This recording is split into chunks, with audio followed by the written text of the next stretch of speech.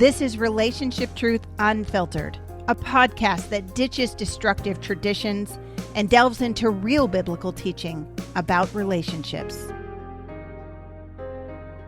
Welcome, I'm Julie Sedenko here with relationship expert Leslie Vernick. We talk a lot on this podcast about marriage, but that's not the only relationship that can be destructive. Today, we're dealing with the topic of friendships. Now, anyone who's been through junior high realizes that destructive friendships are a real thing. There's blame shifting, gaslighting, unrealistic expectations, even love bombing. And just like in a destructive marriage, we can begin to have our own destructive patterns inside this kind of friendship.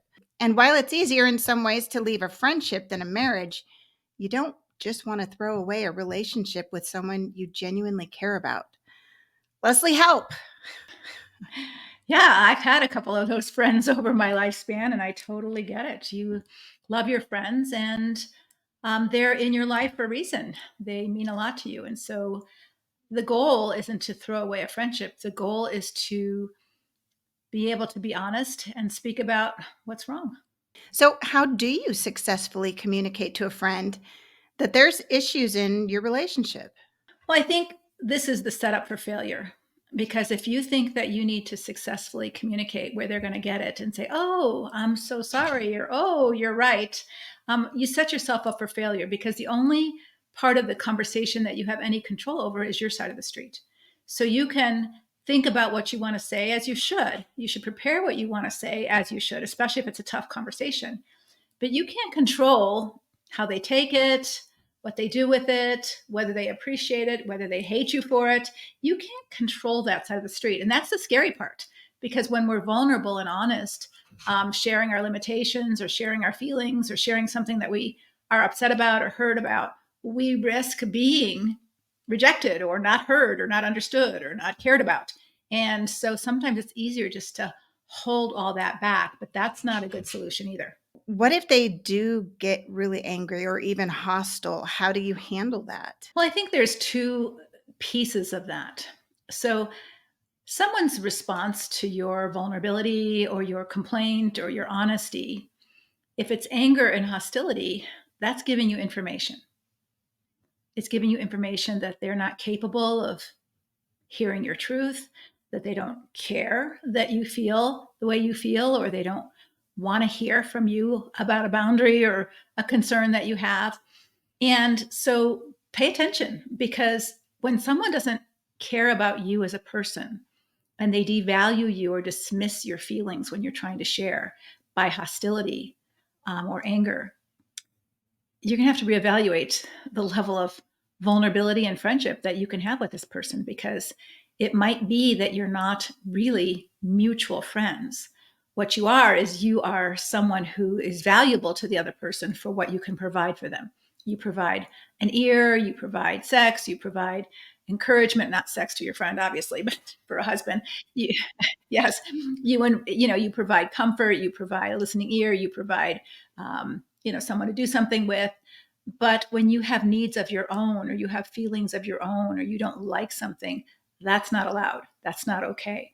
And so pay attention, because I think a lot of women get confused. They have a lot of relationships.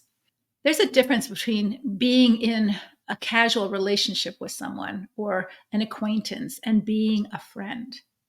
And so by this response, you're hearing loud and clear, this person is truly not a friend, because they can't hear you. They can't respect you. They can't honor your feelings. They may be more of an acquaintance. They may be more of a dependent person in your life, and that you're to give to them and don't require anything in return. You're to minister to them. And if you don't minister to them the way they want you to, if you don't give them the money they need, or you don't give them the time they want, or you don't give them the energy or the listening ear that they want, and you start saying, no, ouch, stop, I don't like this, they can't have that, because that's not the kind of relationship they have with you. And so a deep friendship, takes two people willing to work on it. A lot of times when you do try to have a conversation about issues in a friendship or any relationship, there can be blame shifting. Well, it's your fault because, and while there is a certain, maybe there's some truth to that and you need to be open, but when there's a consistent pattern of blame shifting, how can you deal with that or talk about that? When there's a need to blame, what we're saying is, you're responsible for my reaction, or you're responsible for my hurt, or it's your fault that I acted this way. And that's not really true. Obviously, people provoke us. Obviously, people aggravate us. Obviously, people do things that we don't like. But when we stay quiet about that and we suck it up and we try to be the bigger person, we call it biblical forbearance, which is a good thing. We should suck it up. We should, nobody in any friendship or marriage wants to hear, ouch, you ding me, ouch, you ding me, ouch, you ding me, stop doing that. It would be irritating and it would be disheartening for someone to be in a relationship where someone always brought up everything that bothered them about you. That's what I'm trying to teach my 2 Yeah. daughters. Yeah. So they're, Because it's, "You're chewing your gum, stop it." So, yeah. and just, "You're wearing my shirt," or, every little thing. Yeah. I know. And so we're to develop a quality of, hey, people are different than us. People do things different than we do. My husband is a very loud stirrer. I mean, when he stirs a cup of coffee, you could hear it next door. It's like, ding, ding, ding, ding, ding. And I'm not going to change that. And I just accept that he stirs the pot loud. He stirs his coffee loud. He Didn't stirs you just buy him some stir sticks for Christmas? Those little wooden spoons. plastic ones? Even the Yeah. wooden spoon bangs on the pot. Oh my And, gosh. there's people, we all have those qualities. And so it's very easy to think someone has to accommodate our level of comfort, and they don't. So in true relationships, there is an element of forbearance. We just put up with one another. We just give grace to each other. We forgive, forbear, put up with, accept, go the extra mile, all of those kind of things with our friends. And there are times we have to have some tough conversations. Jesus says it best in Matthew 18 when he says, if your brother or sister, so this you're in a relationship with someone, sins against you, go to them and talk to them. And hopefully they will hear you and you can reconcile the relationship. But Jesus is realistic. He said, sometimes they won't hear you and they will refuse to apologize, make amends, take responsibility, whatever they refuse to do. And eventually, if that doesn't change, the relationship itself changes. So you can't have a close, safe, trusting girlfriend friendship, marriage, adult child parent relationship if you don't feel safe enough to say, ouch, stop, don't. I don't like that. That doesn't work for me. Can I share with you my feelings? If you don't have that emotional safety in a relationship with someone, you can be in their presence. You can celebrate birthdays and Christmas. You can have a very superficial, hi, how are you? How's the weather? Where'd you go on vacation? What do you want for Christmas? Those kind of conversations. But you can't have personal, vulnerable conversations with this person. And you have to learn that from that kind of reaction. Now, if they blame you, there is perhaps some personal responsibility that you could take. Yeah, you're right. I did, forget our appointment. Or, yeah, you're right. I do that sometimes. And why haven't you ever talked to me about that if it bothered you? Right. So she's throwing it up in your face like, hey, that bothered me. And now that gives me a right to do some harm to you too.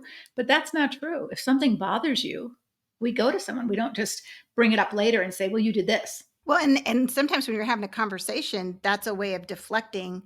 You start out talking about the issue at hand, and then they bring up something else. Well, and now the conversation is completely focused on you and forget what you initially wanted to talk about in the first place. Right, which is another strategy, a relationship strategy, so that deflecting, bringing up a different topic or bringing up something you did in the past. But if I'm losing my temper and you say, hey, that scares me, and I'll say, well, it's your fault I'm losing my temper because, you forgot to tell me what time to show up for the party, then you can say, you're right. I did forget to tell you what time to show up for the party. And I don't like the way you're treating me. Mm-hmm. Right. So even if you can accept some responsibility, like even in a marriage, yeah, I did crash the car, or yeah, I didn't balance the checkbook right. There's always something we do wrong for sure. Oh, yeah. Yeah. And it's not okay to curse and yell at me. Leslie, what if you have had a relationship or a friendship that is a close one, and maybe it's a long standing friendship that you've had, and you've allowed these negative behaviors to continue for a long time. So things need to change, and you recognize that. How do you begin to change it without maybe distancing or losing that friendship? This is such an important question. So let me tell a story. And it's kind of a funny story, but it's an illustration of what you're talking about. I had a client once who was a very wonderful, kind, giving servant lady. And she would be a good friend to anybody. I mean, she would do anything for anybody. So her friends often took advantage of that quality. And she didn't have a good no. So she just said yes until her own self got exhausted. So one of her friends said to her, and this was just, we laughed and laughed when she told me, one of her friends said to her, you're home all day and you're not working. And so I have a business trip tomorrow and I have a ton of laundry to do to get ready. Would you please, please, please do my wash for me? Yeah. So my friend said, okay. And so she brought over her basket, 2 baskets of laundry. My friend did all of her laundry, folded it, put it in the basket. This lady picked it up and thanked her profusely. Oh my gosh, you saved my life. You're such a good person. So, of course, she got all the kudos and acclamation for being such a wonderful, sacrificial servant of a friend. I want her to be my friend. I know. And then the next week, lo and behold, my friend went out on her porch and there were 2 baskets of laundry. Yes. So instead of calling her friend and saying, what's this? I see your laundry on my doorstep. I said I would do it for you as a favor. I didn't say I was going to do it every week. She didn't speak up. What she did is she did her laundry again. So then the woman comes to her door and said, oh my gosh, you are an angel. You're such a good friend. I so appreciate you. I love you to death. Thank you so much. And she took her laundry home. Well, the next week, guess what? Laundry's on her porch again. So of course this woman's getting mad. Now, whose fault is this? Whose fault is this? You see, it's somebody who's taking advantage of a situation, but the woman herself wasn't strong enough or able to say, hey, I'm happy to do this for you. Occasionally, I am not for hire and I don't want to do it for free. This isn't my job. I don't want to do your laundry. She wasn't able to set a boundary about what I will do and what I won't do. All she did was get more and more resentful till about the 4th week that this happened. She locked her screen porch so the woman couldn't put the laundry on her door. So that was a very passive aggressive way of saying to her friend, no. But it hurt the friendship. Well, yeah. Right. And so this is so important, ladies, when we are over generous, and I'm an over generous person. I like to be generous. But then when I have to put the brakes on and say, no, I can't do this any longer. I can't do it this way any longer. When someone can't hear my no, that's information for me that perhaps this relationship hasn't really been a friendship. It's just been a ministry. And I'm happy to provide ministry to people. I do it all the time.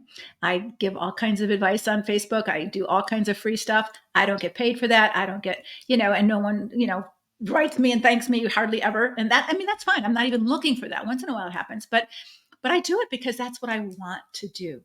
And there's plenty of times that I don't want to do it and I don't schedule Facebook Lives and I'm not on social media and I don't have any personal social media at all because I don't want to. And so I think this is so important for a woman who's in a relationship with another woman or has friends to you decide what are your boundaries, what are you willing to do and not willing to do. And when you overextend yourself and someone takes advantage of that, and you never say, hey, I can't keep doing that anymore. I don't want to do your laundry anymore. That's the part where my friend needed to learn her part of the side of the friendship. She needed to learn to say, hey, I love you, but no, I don't want to do your wash. Right? And how would her friend respond to that? Probably if she said it the second week, oh, you know what? I understand. She probably would have said that. But by the time she locked her screen, the other woman was so hurt by that it ended the friendship. And that's not what we want to do. God doesn't call us to do that. We don't have to take those extremes. And I think even in marriage or other relationships, sometimes we're so silent or we're not heard for so long that we're ready to sign up for divorce before we've ever had a tough conversation with our spouse. Mm. Relationships are tough, and they are tough to maintain, and they require work. Just like your house requires maintenance and it requires repairs in order for it to keep fresh and look good. You need to do your laundry, you need to do your dishes, you need to clean your garbage, you need to fix the toilet that's leaking, you need to pull your weeds. And if you don't do that, your house is going to look pretty shabby. And over years, it's going to start to fall down. Your friendship or your relationship, whether it's a spouse or a girlfriend, needs maintenance. How many of you out there feel like you're the giver and someone else is the taker in your friendship, even with a woman? That you're the one that initiates, you're the one that calls all the time, you're the one that makes the plans, you're the one that pays for things, you're the one who carries the friendship. And sometimes you think, why doesn't anybody ever just call me? Why doesn't anyone ever celebrate my birthday? Why doesn't anybody ever ask me how I'm doing? I'm praying for people, I'm giving to people. And girlfriend, I want to applaud you for your generous heart, but don't for a second think that these other people are your friends. They are not your friends. They are people that you are ministering to, which is fine. But you also need some real friends.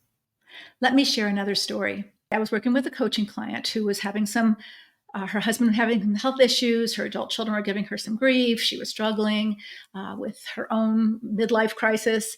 And she was having a friend over for lunch. And she said, I don't really have any good friendships that reciprocate back and forth to me. And I don't feel like having lunch with this lady today. And I said, well, why don't you just text her and say, I'm not having a good day. I can't do lunch today. So if you got a text like that, Julie, and you said, and your friend said, hey, I'm not having a good day, I can't do lunch, how would you respond? I would say, I'm really sorry. What's happening? Is there anything that I can do? Okay. That's how a friend would respond. Like, hey, wow, what's up? But her friend responded like this: no problem. Let me know when it's good for you. Wow. So, in other words, she communicated to her, like, I don't even care about what's going on with you. As long as you're ready and able to have lunch for me, I'll come. But I'm not going to give of myself to help you. Now, this was a pattern in her friendships, that she was the giver, other people were the taker. She was the giver, other people were the taker. And if that's you listening out here, you need to see that. And there is nothing wrong with those kind of relationships. Jesus had plenty of those kind of relationships. He gave, he healed the 10 lepers. I think only one or two came back and said, thank you. We are called to be givers and lovers. And we should do it as we're capable of doing it. But don't for a second think that this is a friendship. It's a ministry relationship, which is important. But if you want a friendship with someone, if you want to have a close friendship, it has to be mutual and reciprocal. And how many of you out there feel like you're not being reciprocated, that you're the giver, someone else is the taker, you're the one who helps, you're the one who prays, you're the one who sacrifices, you're the one who schedules, you're the one who calls, you're the one who celebrates, and no one gives back to you? And again, this is a recipe for resentment unless you understand the difference between ministry, which is one-sided. You give with no expectations for anything back, and a friendship, which is a give and take relationship. Jesus had friendships too. Remember when he was disappointed with his disciples? Hey, can't you even stay awake and pray for me? He had needs too, and he asked them to do something for him. Mary and Martha served him. He had reciprocal friendships, and he had plenty of ministry relationships. So when we're having a friendship with someone and we're talking to them from our heart, and they reject us or make fun of us or shame us or won't hear us or criticize us or blame us, then just make note that this person is not the healthiest person to have a deep friendship with. Leslie, I loved your last story because it was kind of an action, a to-do step that you gave your client. Okay, call them or text them and say, I can't make it and things are difficult. What are some other to-do steps that somebody could begin to take if they recognize they're in a very unbalanced friendship? Well, like the lady who was doing the laundry, I think you can begin to speak up and not criticize, hey, we're in an unbalanced relationship. That would be shaming her. Mm-hmm. But to speak up and say things like this: I don't think I've been totally honest with myself. So you're going to own your problem, not hers. I don't think I've been totally honest with myself about some things. And I think it's impacted the way that I communicate with you. I think I need more people in my life who show care about me. So I might say that to some people in my life. I'm a very self-sufficient person. I do a lot to give to others. I have very few people who give back to me, Hmm. right? And so I might, if I had a friend who I felt was a potential good friend, I might be vulnerable and say, I have a lot of strengths, and sometimes I can be intimidating to others. And maybe they don't think I need a good friend, or maybe they don't think that they need to pray for me about anything, or they don't need to ask me how they can serve me or help me for anything. But I do need that. I do need that. And so I would love to have a more reciprocal friendship with you. I feel like I've been more of the doer and the giver and the initiator. And I don't know if that's bothered you, or you felt like I've taken over, or it's intimidated you some, but I would love to own that and say, I don't want to do that anymore. I'd like to develop a better mutual relationship with you. So you're not accusing them of anything. You're not attacking them for not being. But if they can't hear your heartfelt vulnerability about what you need, and they ignore you, they shame you, they don't answer you, they don't respond, or they don't pick it up and start doing some of that, then that's information for you. And I think one of the things we as women, we want connection so bad. We want to be connected. That's part of our DNA as women. God has created us to be connected. And we want people in our lives who we can love and who love us back. And Jesus wanted that too. He loved everybody, but he wanted some people to love him back, right? Hmm. And so when we're in relationship with people who clearly show us we don't matter, we don't matter. We're there to serve them. It might be a friend, it might be an employer, it might be an adult child, it might be a spouse. It's really important that we're clear. These relationships are ministry relationships, and there's nothing wrong with that. And I think even with an adult child, I'll never forget when my adult child or my child turned into an adult and our relationship began to change. And this is an interesting situation. So when you're the parent of a child, you're the giver, they're the taker. That's just how it is. And that's how it's supposed to be. You're the giver, they're the taker. You're the giver, they're the taker. But if you aren't a mom who also says, hey, child, I have some needs too. I'm going to go read my book right now. You go play by yourself.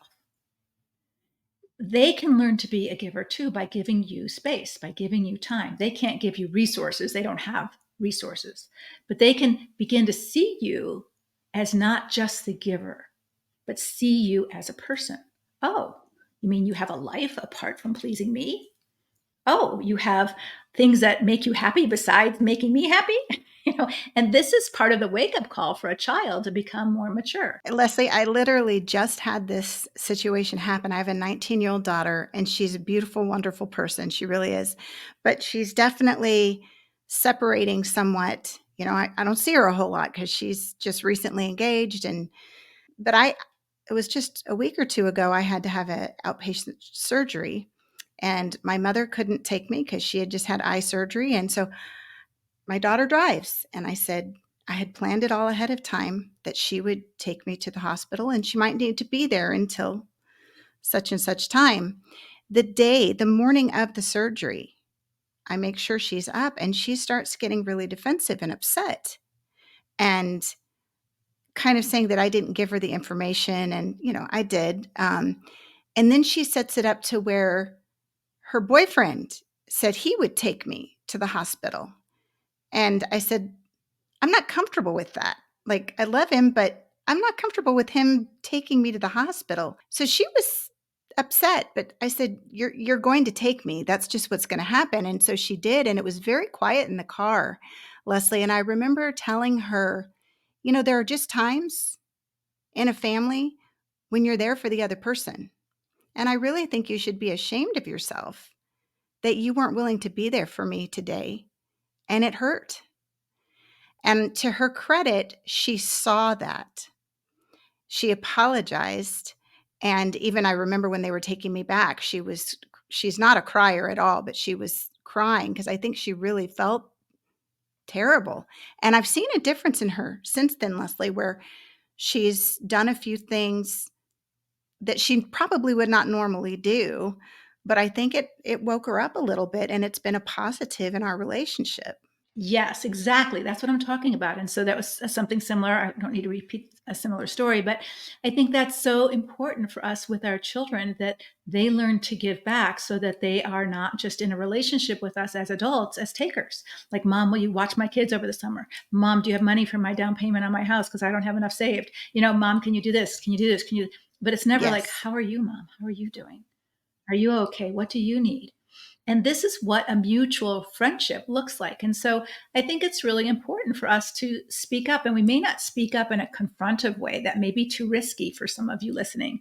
Like, it's just too scary for you to say, I don't want to do your laundry, or, those kind of things. But I think it might be helpful for you to say, hey, I'm tired today. I need some help. And see if there are friends who help, or I can't do lunch today, and see if your friends pick up the, hey, can I bring lunch over? Do you want to talk? What's wrong?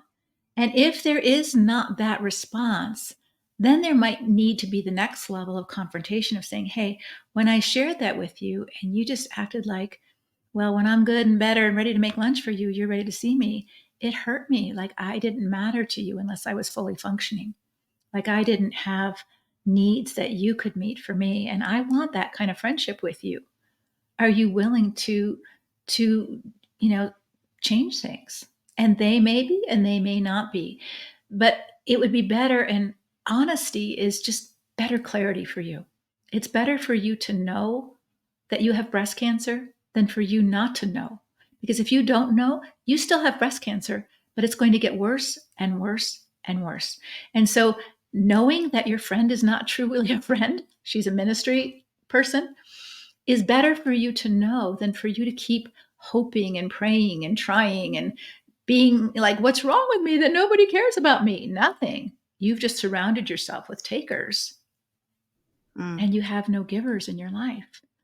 And I think this is a very common problem for Christian women because we've been groomed and taught that it's selfish to want something mutual back, that it's our job to be the doers and the givers and the sacrificers and the long sufferers and the forgivers and all of that. And all of that is true. And it's also important that we have real connections in our life that support us and nourish us. We're not meant to walk through this life without true companions and true friends.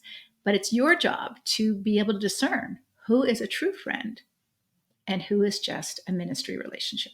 Leslie, what are some red flags, especially when you're making a new friend, signs that maybe we should keep this relationship from becoming too close because it may not be a good one? I think one is jealousy. Why do you have to hang out with her? Why don't you invite all of us? Or why can't we come with you? That if you have another friend and that friend is jealous of that friend, that's just a huge red flag that they're trying to ruin it. Like, you are not capable of having two good friends or three good friends, that you have to be my best friend. And only so a possessive jealousy would be one red flag. An inability to be honest. Like, if you feel uncomfortable around her, that if I'm honest, she's not gonna be able to handle it. And just be honest in a very clear, short, easy way. Like, no is a full sentence. And if someone says, "Hey, can you talk tonight? I've got a problem I want to talk through." And you just practice and say, "Tonight's not a good night for me." Mm-hmm. And you don't have to give a reason, but you want to hear how she handles your no. When you're starting a new friendship, no is or dating relationship, any new relationship, no is a huge help in seeing, can they receive my no? Or are they going to argue with me? Are they going to manipulate me? Are they going to guilt trip me to saying yes? So, as first chance you have of saying, no, I can't. This isn't a good night for me. No, I don't want to do that. I don't like pizza. I'm gluten free. Whatever, it doesn't have to be a big no. Like, no, I won't lend you $100,000. Right. Right. It can be, no, I don't want to go out drinking tonight, right? I don't like alcohol, or I don't drink alcohol, whatever it is. You're saying who you are and what you want. And if they don't receive that, oh, good to know. I'm glad you don't like R-rated movies. Good to know. I'm glad to know you're not a drinker. I love drinking, on weekends, but to know that you're not is really helpful, because then we can, we won't, Right. serve a lot of wine at our party or whatever it is. Then they're valuing you and your convictions, or you and your feelings, without making you feel like you can't be part of the friendship of their group or them. And if you can't distinguish, this is who I am and this is who I'm not, like I'm not the laundress. I want to be your friend, but I'm not the laundress. If we can't do that in our friendships, then we're never going to attract people who will respect that.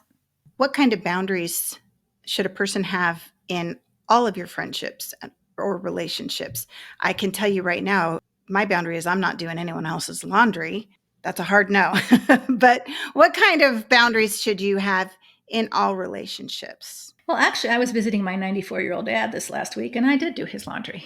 Oh, yes, of And course. he didn't want me to, but I did, because it's hard for him to go down the stairs. And so I wanted to just serve him, but I didn't tell him. So I didn't do his clothes, but I did all of his sheets and took him off the bed and put him on the bed, and he never noticed, which is totally fine. I would do So, my parents' laundry or mop their yes, floor. Absolutely. Yes. yes.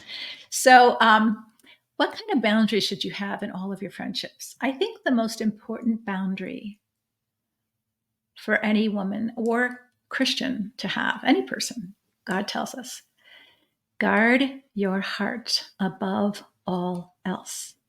It is the wellspring of life. And so if we put all of our eggs in someone else's basket, so I need my girlfriend to like me in order for me to feel okay. I need this person to care about me in order for me to be okay. We have just given the source of our well-being into someone else's hands. Mm-hmm. Right? So when the Bible says guard your heart, guarding something is a boundary. It's your internal boundary of what I will allow, what I won't allow to be my source, to steal my joy, to be my well being gauge, to be my truth. So if my friend says, I just think you're selfish, or I think you're politically crazy for thinking this way, right? And they judge you and they condemn you, they can have their opinion on stuff. That doesn't make it true for you. Guarding your heart helps us in all relationships to have God as our source of truth and well being, which frees us to love one another in ministry relationships without expecting anything in return, or to love our enemy by boundaries and consequences, knowing that that's for their best, even if it's hard, like if it's an adult child and have to say, hey, I'm not giving you money for a new house because you've been reckless with your money, right? Or our husband who's been unfaithful or treacherous, and hey, no, I'm not giving you my body when you treat me like trash, right? And because they're not the source of our well-being. God is the source of our well-being. And so I think the number one boundary, if I were to say, is your boundary of, hey, I'm guarding my heart above all else, not guarding it in a protective, I'm not going to love people, but I'm going to guard the source of my well-being, which is my heart, by knowing what God says about me, trusting that everything he brings in my life is for my good, including the friend who brings laundry to my door. That was for her good, not for her to be a servant to her friend, but for her to learn to speak up for herself, which she didn't do. Right? So she didn't learn that lesson. So guess what? It's going to come back another way, right? Because it keeps repeating. The lesson keeps repeating until we learn it. And we wonder, why do we get in so many destructive friendships? Why do we get in so many destructive relationships? I must have a big abuse me on my head. You don't have that on your head, but what you don't have is you don't have good boundaries yet that protects you from getting sucked into those kind of relationships. When we become a man-centered woman, when we become a marriage-centered woman, when we become a people-centered woman instead of a God-centered woman, we will always have troubled relationships. When a woman's in a destructive marriage, Leslie, it's pretty common to try to fill relationship needs through other friendships. How does a woman know if she's being too needy? if you are depending on someone else to make your life okay, you're being too needy, right? If you're depending on your husband, if you're depending on a parent, if you're depending on a girlfriend to fix your problems and make your life okay, that isn't their place. They can support you, they can encourage you, they can give you some advice, they can pray for you, they can lend you money, whatever a friend can do in their capacity as a friend or a spouse, but they can't fill your tank and refill it and refill it. So your source, going back to what we talked about before, the Lord is the only sufficient one who can fill that empty place of who am I and what am I here for? And am I worth it? And am I valuable? God says you are. You are an image bearer. But if you don't believe God, then that's your work to do. That's your work to do. If you keep seeking it from other people, one of the curses of the fall is that God says that she shall desire her husband and he shall rule over her. And so when we think about destructive marriages, I think we've changed the source of our well being. So the source of well being for men is power and control. The source of well being for women is connection and love. And both of those are not bad, but they're out of order. Our source of our well being is God. And when we look for human things to be the source of our well being, then we're too needy. We're saying with a capital NEED, I must have this in order for me to be okay. Now, we all have needs, but keep them in the lowercase, and then you won't be too needy. If a friendship does need to end, Leslie, how do you do this in a healthy way? Well, I think sometimes friendships just grow apart. Like you notice that, hey, we're not getting together as often. She's not calling me. I'm not calling her. When we get together, we really don't have all that much to say. It might have been that you had your kids in common, or you had a church in common, or you had your sports in common, or whatever interests that you were doing were the glue that held the friendship together. And that is no longer there. And so there isn't the bond that there used to be. And so I think it's okay to realize that friendships aren't forever, that they come and they go, and some are meant to be longer term. I only have one long-term friendship that's lasted almost as long as my marriage.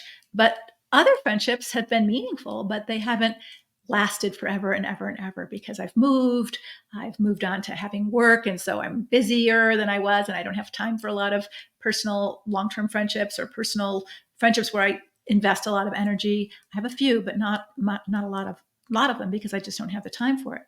But I think that if it needs to end because there's been a breach, a broken trust, then I think there could be a conversation about it. Sometimes it's not possible. The other person won't. And I think this is where the Bible is so realistic. And so quit shaming yourself if it's not successful. It's not up to you to make it successful. It's up to you to do the next right thing. So Paul says, as much as it depends on you, be at peace with people. And so if you have to come to a place of saying to someone, I don't think I can invest in this relationship like I did before. I've got other things going on in my life that God's calling me to. I've had to have some tough conversations with people because their expectations of me were unrealistic. They want me to remember their birthdays. And I'm like, I didn't remember my own sister's birthday. I'm not going to remember your birthday. I'm happy to get my kids' cards out. It's just not my wheelhouse to do. And if that's your expectation of me, or I remember a friend criticizing me once because we were at a party with a number of different friends, and she got offended that I talked to one friend more than I talked to her. And I'm like, hey, I talk to people all day long, and I have to watch the clock because I'm a therapist, and I have to make sure I don't spend more time with somebody because it's overtime. I don't want to have to do that in my personal life. I'm sorry that I didn't talk more to you, but if I'm going to be watched and confronted because I didn't spend equal time with you, this isn't going to work for me. Yeah. I don't want to be under those constraints. And so I think there's times when you have to be brave enough and wise enough to know what works for you as a friend. It's not just about you being a friend to everybody, but what kind of people are good friends for you?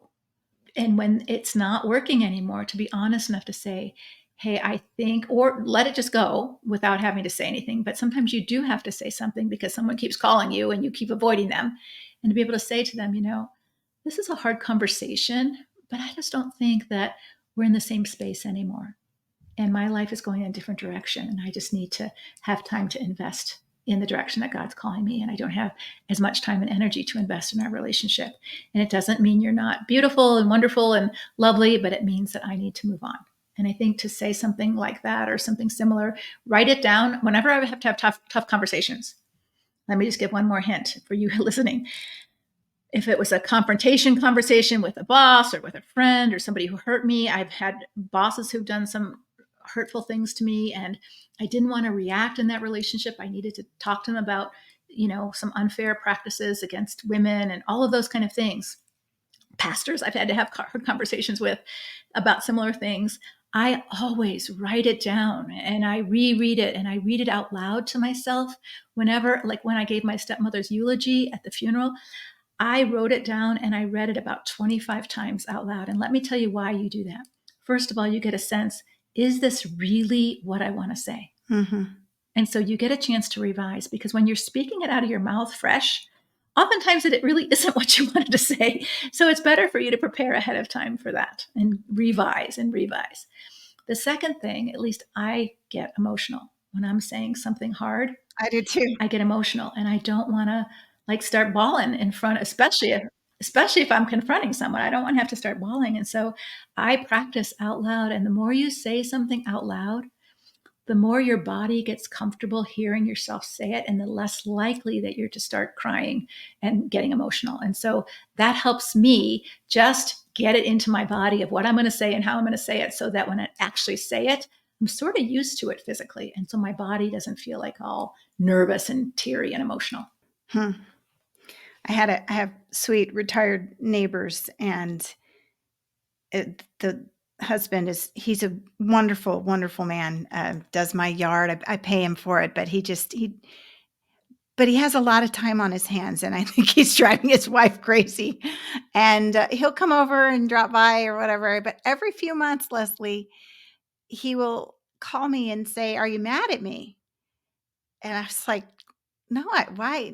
You'll know if I'm mad, but why would I be mad at you?" "Well, you never come around." And I finally just said to him, "I'm never going to just come over and knock on your door and come in and chat." I said, I have to be invited.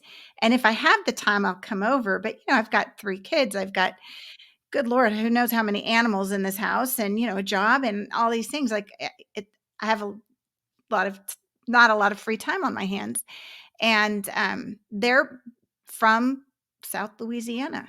And so that's very common down there, where they just come over and chit chat or whatever. And, in California, you'll get shot if you do that. That's where I'm from. So anyway, we did have that kind of conversation, and, later we went out for dinner and it was great. But it was like, I just kind of had to lay down, like, please don't expect this of me, because it's just never going to happen. It's not my culture. I understand your culture. And I think things are well now. Who knows? In a few months, he may call me again. No, but I think that's perfect, Julie, because I think when we can let someone know what we can do and what we can't do and what we can give and what we can't give, that keeps them from making up stories in their head. Like he's making up a story. Oh, she's mad at me. Oh, she doesn't like me. Oh, she doesn't want to be my neighbor. Whatever story he was making up in his head was getting him anxious. And that's why he was saying, hey, why don't you come over? Are you mad at me? Right. And so it's much kinder Yes. to just say, that's never going to happen because of this, not because I don't like you, not because I'm mad at you. I just have limited time. I have a limited capacity to do this. And so probably I'm not going to do it spontaneously. We can schedule something once in a while, but I'm not going to do it.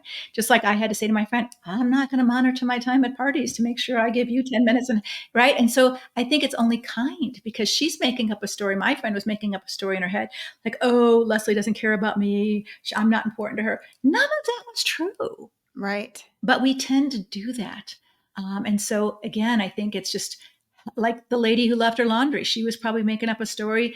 The lady who said, who locked her door, she was making up a story. This lady is taking advantage of me. And she was sort of taking advantage of her, but she was assuming that her friend was good with it.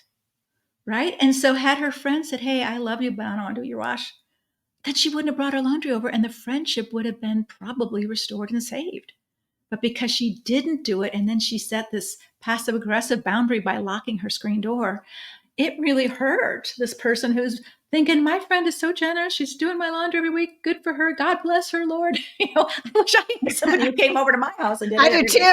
Right? That'd be awesome. I mean, I'd be like loving on them, but it just blew up because the generous friend was so generous without boundaries, without clarity, that she hurt the other person. I remember working with a ministry leader. She was the women's ministry director in her church. And, she's like, this is so common for us people helper women who love people. And so she's ministering to this poor woman in her church and calling her and giving, Bible study to her and discipling her and counseling her off, lay counseling with her and helping her through a crisis. And she would say, oh, call me anytime. It's okay, night or day. Well, This woman did call her anytime, night or day, And so now this woman in ministry is like not answering her phone. Now she's not responding. Well, imagine the hurt that this woman has now, because I thought you were here for me. I thought you were my friend. Friend, the only person who can be somewhere for someone all of the time is God. And when you try to be him, you are always going to fail and you're going to hurt someone. It's better and more honest to say to someone, don't call me anytime. I'll take calls before 9:00, or don't call me after 9:00 because I'm asleep and I don't want to hear my phone ring. It's much more kind to be honest to both ministry friends as well as real friends about what you can do and what you can't do. And if they don't like it or feel offended by that, well, then that gives you information that this probably isn't the best person to have a good friendship with. Wow. Relationships, whether they're friendships or marriage or whatever, they're tough. They are, but they're wonderful. And I think they're meant to help us learn and grow and learn to speak up for ourselves. Be honest. Absolutely. Would you pray for our relationships? Lord, we cannot survive without relationships. We cannot. We need the support. We need the love, the accountability, connection. But sometimes we become far too dependent on one person to meet all of our needs. And we wear them out with our demands, our expectations. Father, help us to understand that you are our source. Help us to guard our hearts so that we don't allow lesser loves to rob our hearts from really depending on you. And you meet all of our needs. You tell us that. And sometimes you send people to do that. But there isn't one person who's to be our God for us. And Lord, heaven forbid if we try to be God for someone else, including a spouse or a child. And so, Lord, help us to be honest with our limitations, with our humanity. No, I don't want to get phone calls in the middle of the night. I'm tired. Help us to be real with people so that we can have healthy, mutual, reciprocal, honest relationships, which are life-giving and not life-sucking. Lord, I pray for anyone here who's struggling in their relationships, both feeling like they've been too needy or feeling like they have been too giving without any boundaries. Father, I pray that you would help them take one or two truths from this podcast and really start to apply them to their life, because you want them to have good relationships. In Jesus' name, amen. Amen. Thank you for listening to Relationship Truth Unfiltered. If you need clarity on whether your marriage is difficult, disappointing, or destructive, go right now to leslievernick.com/start. It's totally private and will help you get clear on your next step. Until next time, may God bless all of your relationships with Him, with yourself, and with others.